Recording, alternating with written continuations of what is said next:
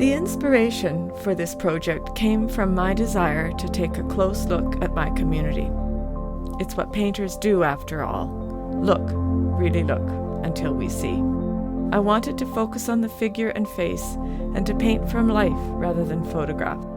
I wanted a project that would demand my focus, challenge my skills, and leave room for artistic development. The decision was simple. I would paint women, the community I knew best, women over the age of 50. I started by inviting 3 women, and they each, in turn, invited another woman. So there was this wonderful cascade created with threads that reached deep into the community and was well beyond my influence.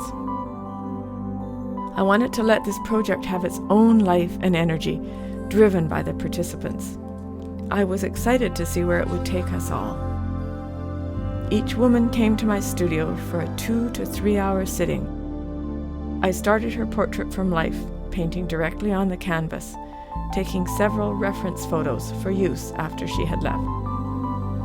1 day was all I gave myself to finish each portrait. This constraint was designed in part to keep the portraits loose and to avoid overworked elements. But slowly, I learned that the real value of this time constraint was that it forced me to be certain in my statement and accept my shortcomings.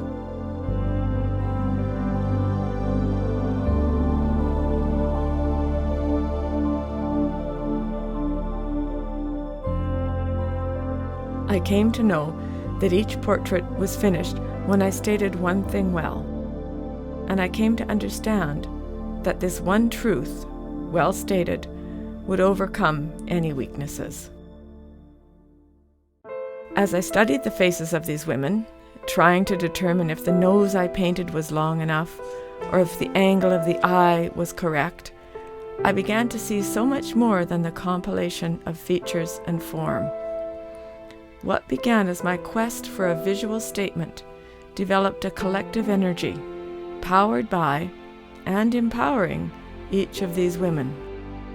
In the silence of the studio, I discovered that the essence of each woman, her spirit and personality, were revealed to me. It was an incredible moment when I was able to place this on my canvas. Through these women, I learned that a portrait is indeed so much more than an image of oneself. This hit home when Clara, one of the women, called me the day after her sitting to say, "I felt I left a part of my spirit behind in your studio." I have tremendous respect and appreciation for the amount of trust and vulnerability it took for each of these women to allow me to paint their portrait. I undertook each portrait with a mixture of excitement and fear. It was my sincerest endeavor to create a truthful likeness of her image.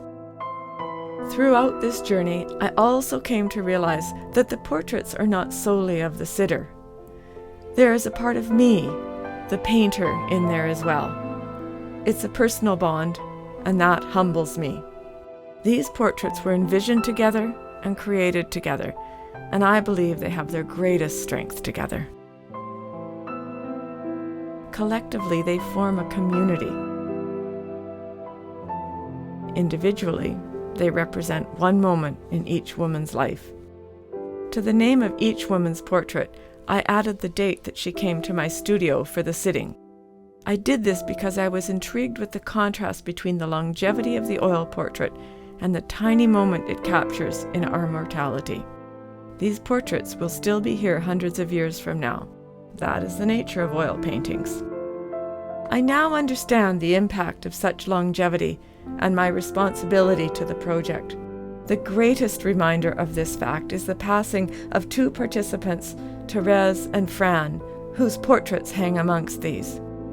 Their passing highlights the importance of recording the individual within the community. Thanks for sharing this journey with me and with these women.